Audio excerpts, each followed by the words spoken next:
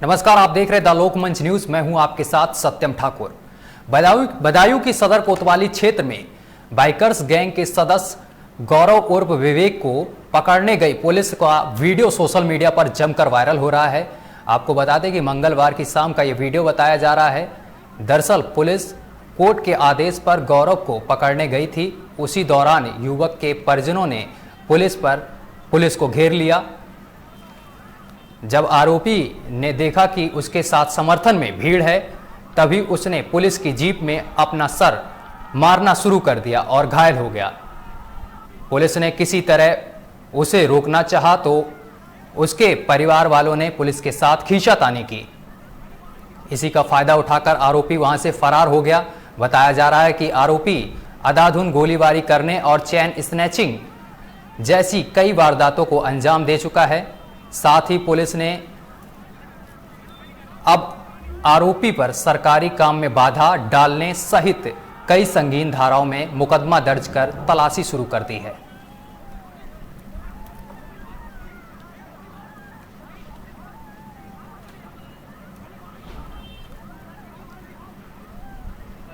थाना इलाके का मामला है, जिसमें पुलिस एक बीट सूचना के आधार पर और इन जनरल जो पुराने अपराधियों को सत्यापन और उनसे पूछताछ का रूटीन पुलिस वर्क है, उस संदर्भ में ये गई थी। इसी प्रकरण में पुलिस के साथ नॉन कोऑपरेशन हुआ और जो पुलिस का वर्क है उसमें ऑब्स्ट्रक्शन क्रिएट किया गया। इस संबंध में मुकदमा कोतवाली थाने पर पंजीकृत किया गया है और जो भी दोषी लोग हैं उनकी जल्दी ही गिरफ्तारी। शोले फिल्म की पानी की टंकी तो आप सभी को याद ही होगी, लेकिन कभी कभी बेहरे सिस्टम तक अपनी आवाज पहुंचाने के लिए मजबूर परेशान लोगों को भी पानी की टंकी का सहारा लेना पड़ता है। अपनी जान को जोखिम में डालना पड़ता है, तब जाकर कहीं प्रशासन को पीड़ित का दर्द सुनाई देता है। ऐसा ही मामला सामने आया है यूपी के भदोही जिले से, जहां दबंगों ने के कब्जे से जमीन छुटाने के लिए एक महिला पिछले 4 महीने से तहसील के चक्कर लगा रही थी। महिला की जमीन की पैमाइश का दिन भी फिक्स हुआ और लेखपाल जमीन की नापी करने के लिए मौके पर पहुंचा, लेकिन यहां लेखपाल साहब का ईमान डोल गया और गरीब महिला से पैमाइश के बदले 10,000 रुपए की मांग कर दी। जब महिला ने रुपए देने से मना कर दिया तो लेखपाल ने जमीन की पैमाइश करने से भी मना कर दिया, जिसके बाद परेशान महिला अपने बच्चों के साथ कलेक्ट्रेट परिसर में बने पानी की टंकी पर चढ़ गई। जब ये बात उप जिला अधिकारी को पता चली तो एसडीएम साहब आनन फानन में पानी की टंकी के पास पहुंचे और महिला को समझा बुझाकर नीचे उतारा।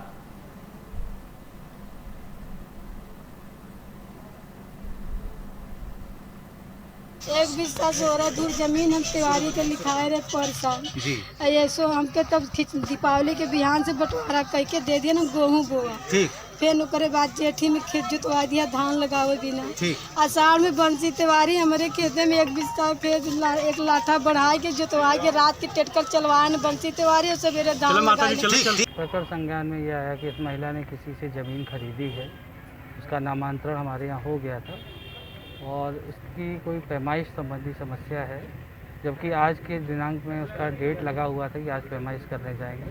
पता नहीं किसी कतिपय उपद्रवी लोगों के उकसाने पर ये ऊपर टंकी पर चढ़ गई, जबकि इसको इस समय तहसील में होना चाहिए था, जहां आज इसके लिए टीम जा रही थी।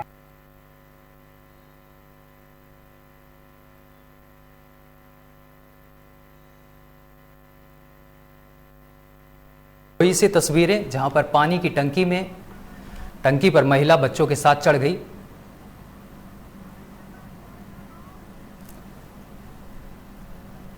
पूर्व लद्दाख में भारत चीन सीमा के बीच में बढ़ते तनाव के बीच शिव की नगरी काशी के साधु संतों ने चीन की बुद्धि को पवित्र करने के लिए बुद्धि शुद्धि यज्ञ किया। साधु संतों ने वाराणसी के बुलानाला इलाके में स्थित राम जानकी मंदिर में चीन के लिए शुद्धि बुद्धि यज्ञ किया। इतना ही नहीं,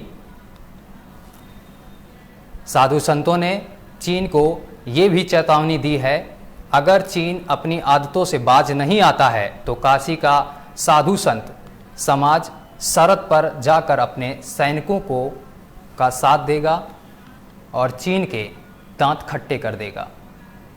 तो ये बनारस में हवन किया गया है, साधु संतों ने हवन किया है।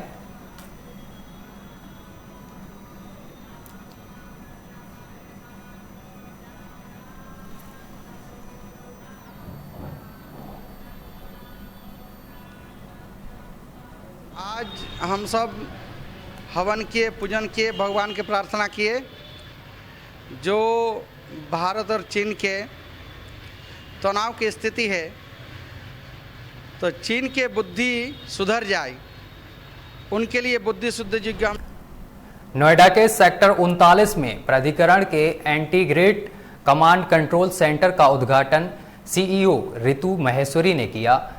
आपको बता दें कि कंट्रोल सेंटर एचसीएल फाउंडेशन के साथ मिलकर सीएचआर के तहत बनाया गया। वहीं कमांड कंट्रोल सेंटर के जरिए कर्मचारियों की उपस्थिति पर निगरानी रखी जाएगी, साथ ही डोर टू डोर कूड़ा एकत्र करने वाले गाड़ियों पर भी नज़र रखी जाएगी। वहीं सिटीजन ग्रेवियंस ऐप और स्वच्छता ऐप पर आने वाली शिकायतों और सुझावों पर सेंटर के माध्यम से कार्रवाई की जाएगी।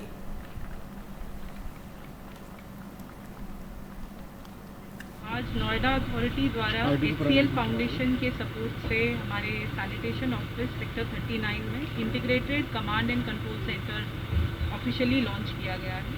यद्यपि इसकी कुछ सर्विसेज पहले से चल रही थी, लेकिन आज और सारी सर्विसेज को इसमें इंटीग्रेट कर दिया गया है। जन स्वास्थ्य विभाग के द्वारा पूरे शहर में हर घर से गार्बेज कलेक्शन, उसके बाद उनको डंपिंग साइट तक लेके जाना, उन सभी को एक जगह इंटीग्रेट किया गया है। पर्पस ये है कि हम लोग और बेहतर तरीके से और एफिशिएंटली शहर में ये सुविधाएं दे पाएँ और जहाँ जहाँ कमियाँ मिले उसको सुधार पाएँ। यूपी के शाहजहांपुर में एक कोरोना संक्रमित बुजुर्ग की इलाज के दौरान मौत हो गई। परिजनों ने अस्पताल की बदहाल व्यवस्थाओं पर आरोप लगाया है। परिजनों ने मेडिकल कॉलेज के प्रचार पर भी गंभीर आरोप लगाए हैं। परिजनों का कहना है कि मरीज को अस्पताल में भर्ती कराने में लापरवाही बरती गई। मरीज की हालत बिगड़ने पर उसे भर्ती किया गया, जिसके चलते समय पर इलाज नहीं मिलने से उसकी मौत हो गई।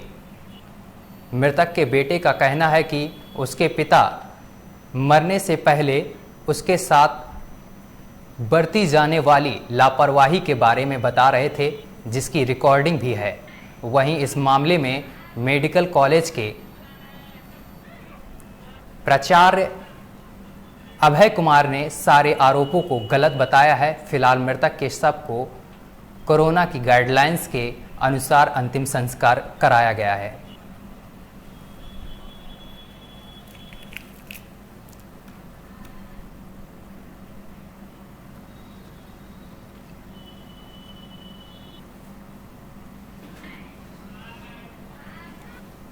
अभी के लिए बस इतना ही। बाकी खबरों के लिए देखते रहिए द लोकमंच न्यूज़।